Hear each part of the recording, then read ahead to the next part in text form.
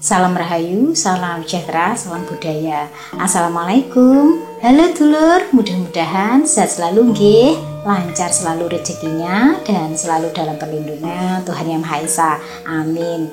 Tayangan kali ini dulur, kita bahas mengenai 5 jenis teman yang tidak perlu dipertahankan. Apakah ini berkaitan dengan memutus silaturahmi sama dengan memutus rezeki? Monggo disimak dulur untuk menambah pengetahuan dan wawasan kita semua. Wilujeng Rahayu, sugeng midhangetaken.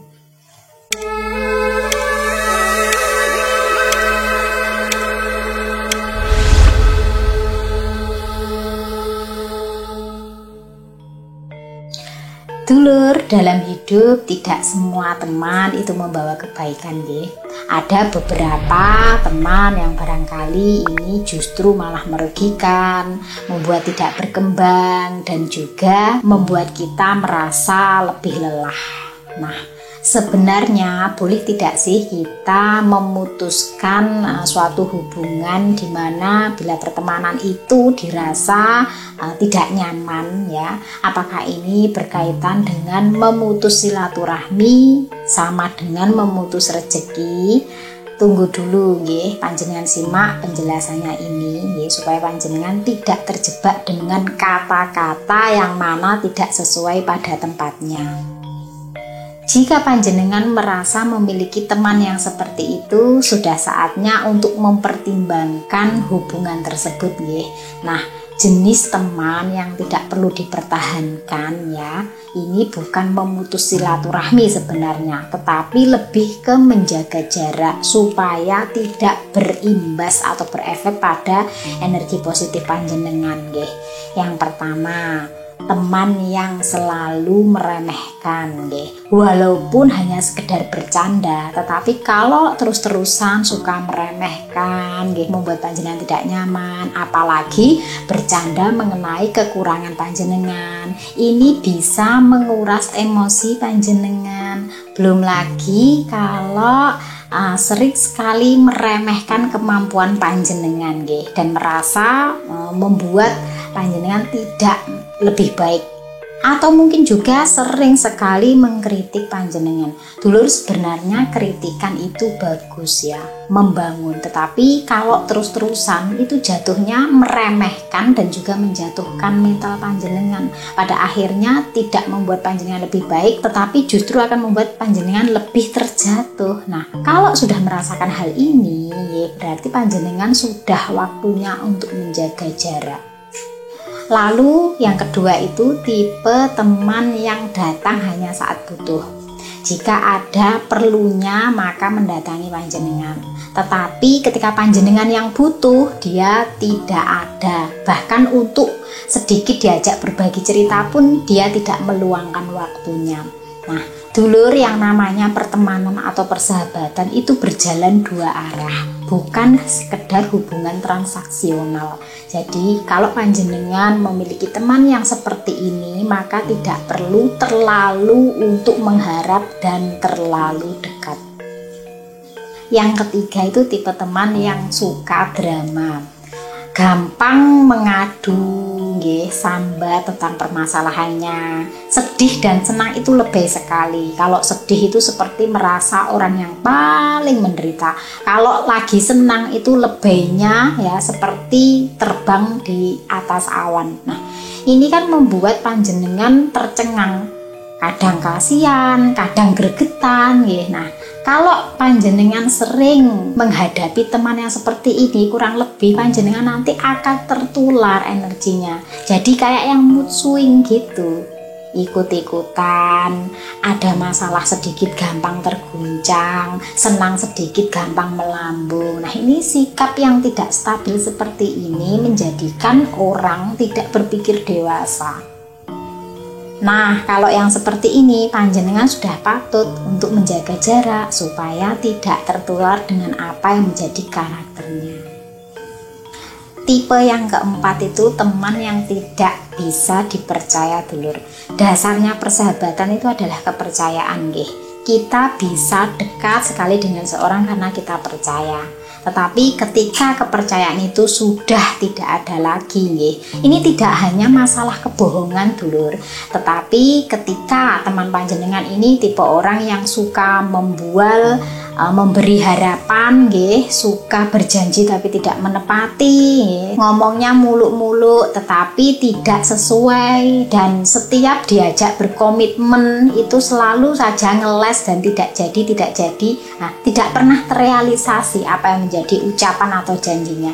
Ini berarti teman yang tidak bisa dipercaya. Omongannya ini selalu berubah-ubah. Walaupun tidak berbohong, tapi ini tipe orang yang tidak bisa dipercaya karena tidak konsisten dengan omongannya sendiri.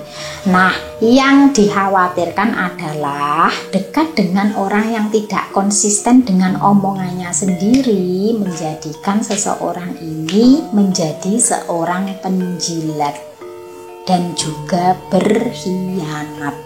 Jadi hati-hati, awalnya adalah teman yang tidak bisa dipercaya dari hal yang terkecil. Dan tipe yang kelima ini adalah jenis teman yang tidak menghargai diri panjenengan, di mana selalu meremehkan pendapat panjenengan, tidak peduli dengan perasaan panjenengan, menjalin hubungan baik dengan orang yang memusuhi panjenengan, takut sekali dekat dengan panjenengan kalau diketahui oleh musuh panjenengan, sehingga menjaga jarak. Nah, ini namanya pertemanan atau selingkuhan. Kok kenapa harus takut bila dekat dengan panjenengan, menjaga jarak di hadapan orang-orang yang tidak menyukai panjenengan? Padahal dulur, teman yang sejati itu apapun bentuk dan rupa temannya itu pasti akan tetap setia kawan. Kalau di belakang temannya dijelekkan, pasti akan menjadi garda terdepan untuk membelanya. Tetapi kalau ada temanmu yang baik sekali, akrab sekali, tetapi di belakangmu dia tidak pernah membelamu ketika namamu diburukkan, dan parahnya justru malah lebih baik dengan musuh panjenengan, itu tandanya adalah teman tersebut tidak menghargai diri panjenengan. Kalaupun membela panjenengan itu hanya di hadapan panjenengan saja, tidak di hadapan orang yang membenci panjenengan. Ini namanya teman yang tidak menghormati temannya. Apakah yang seperti itu patut dipertahankan? Tidak. Dulur, kenapa sih saya menyampaikan ini? Karena zaman dulu dengan zaman sekarang itu berbeda nih. Kalau zaman dulu itu menjunjung sekali tinggi nilai persahabatan, ya, sahabat sejati. Dan sahabat sejati itu salah satu rezeki gede dulur, di mana kekompakan dan rasa yang dirasakan adalah sama. Tetapi kalau zaman sekarang, untuk menjadi sahabat sejati, kadangkala yang berefort itu hanya satu orang. Akhirnya timbullah yang namanya kekecewaan, dan kekecewaan itu berimbas pada hubungan. Nah, kalau dalam persahabatan itu yang setia hanya sepihak, maka yang akan lelah dan kalah itu ya cuman sepihak saja. Maka dari itu lebih baik lindungi dirimu sendiri, ya. Tidak perlu berefort pada orang yang tidak bisa menghargai panjenengan. Nah, gimana sih caranya supaya tidak menyakiti teman, tetapi kita berhasil memutus pertemanan tanpa menyakitkan? Pertama kali dulur, panjenengan bisa lakukan dengan cara mundur perlahan-lahan teratur. Mungkin yang biasanya bertemu retensinya setiap hari dikurangi jadi 3 hari sekali, kemudian ditambah jadi 1 minggu sekali, kemudian 2 minggu, kemudian 1 bulan, dan dengan berjaga jarak demikian tidak akan kelihatan, ya. Dengan cara panjenengan menambah kesibukan panjenengan ke lebih hal yang positif, ya. Jadi tidak akan kelihatan. Temanmu akan melihatmu sebagai orang yang produktif, yang mungkin sibuk atau repot dengan aktivitas panjenengan yang sekarang.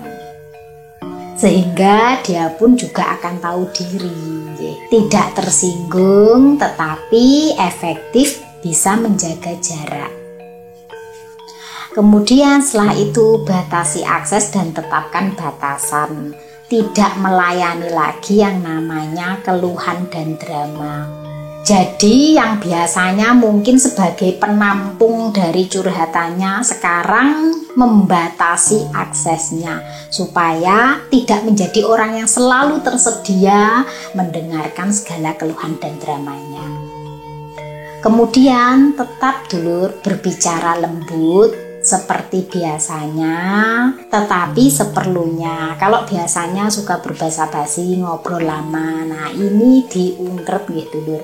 Jadi bicara seperlunya, tetapi tetap lembut bicaranya supaya tidak menyinggungnya. Jangan membuat konflik dengan cara menghindari perdebatan. Kalau toh memang dalam obrolan itu ada perbedaan pendapat, lebih baik kita diam. Biarkan dia berbicara apapun, entah salah entah benar, tidak perlu didebat.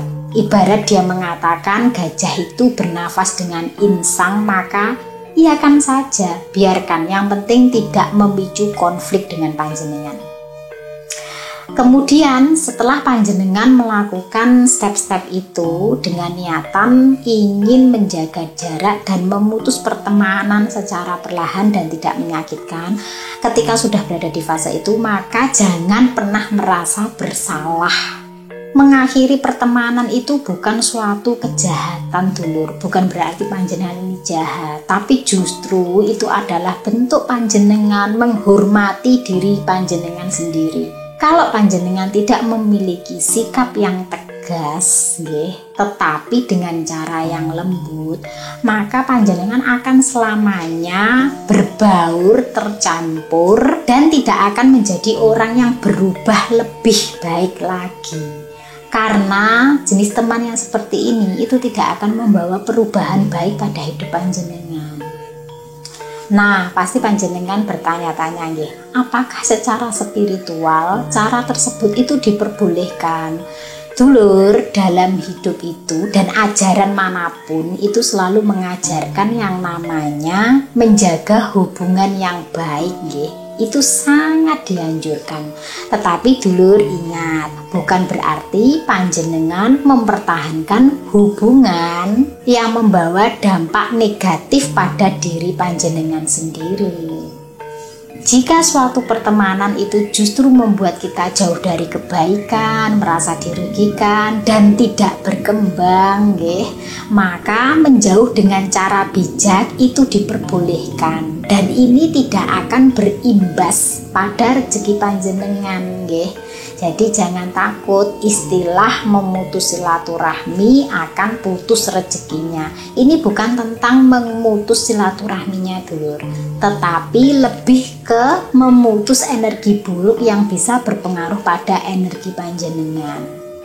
Justru dulur, ketika panjenengan memutus teman-teman yang memiliki sifat atau karakter demikian, itu bisa meningkatkan pengembangan diri panjenengan, nilai panjenengan, dan juga justru akan mengundang energi-energi baik yang datang kepada panjenengan dan justru bisa menciptakan rezeki yang lebih baik lagi. Loh, kok bisa?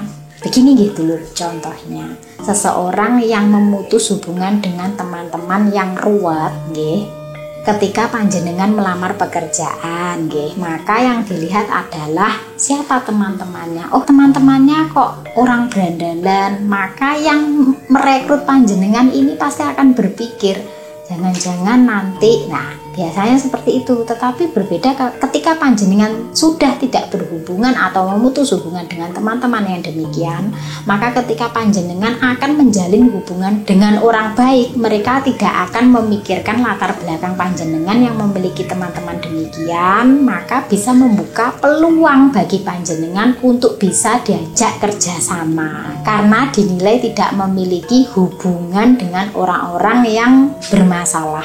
Dalam media sosial pun juga bisa dilihat dulur, temannya siapa, kebanyakan berinteraksi dengan siapa. Sekarang itu HRD itu melihatnya itu juga dari media sosialnya dulur, dari bagaimana dia berstatus dan hubungannya dengan teman-teman itu siapa saja, karena ini yang dilihat adalah karakternya. Nah, bagaimana caranya memutus pertemanan yang sesuai dengan nilai spiritual? Ada 3 cara halus dulur yang mana ini tidak akan membuat teman panjenengan merasa tersinggung atau tersakiti oleh sikap maupun ucapan panjenengan. Pertama, memaafkan tetapi tidak harus berinteraksi. Artinya mungkin panjenengan maupun teman panjenengan memiliki kekurangan dan kesalahan, dan pasti itu setiap hubungan itu pasti ada yang namanya kekurangan maupun kekhilafan dan kesalahan. Nah, di situ maka maafkanlah teman-teman panjenengannya seperti itu, tetapi tidak harus berinteraksi, artinya tidak harus berkumpul kembali. Kemudian yang kedua, menjaga silaturahmi tapi tidak harus dekat. Artinya tetap bertegur sapa atau menanyakan kabar, tetapi tidak harus selalu bersama-sama seperti dahulu, selalu kelet ngandindi dulur. Jadi tetap memiliki jarak supaya hubungan tetap baik, tetapi tanpa harus saling menyakiti satu sama lain. Dan yang ketiga, berdoa untuk kebaikan bersama. Ini berlaku bagi yang mungkin sulit untuk dijauhi, karena ada dulur tipe teman yang wis kental omahe kelet tembok jejer, yang mana mulai dari kecil sampai dewasa itu ya bersama-sama. Ini sulit sekali dihindari, padahal rasanya hati sudah tidak cocok. Nah, untuk menjaga itu, karena ketidakmampuan untuk memutus atau tidak bisa menerapkan apa yang seperti saya sampaikan, maka bisa dilakukan dengan cara mendoakan kebaikan bersama. Biar Tuhan nanti yang membuat skenarionya, yang memisahkan hubungan dengan caranya. Mudah-mudahan kita semua selalu dipertemukan dengan orang-orang yang baik dulur. Kalaupun belum bertemu dengan orang-orang yang baik, maka jadikanlah teman sejati itu adalah pasangan, anak, dan keluarga panjenengan, karena mereka adalah inti dari kehidupan dunia panjenengan. Saya Fitrika, salam rahayu.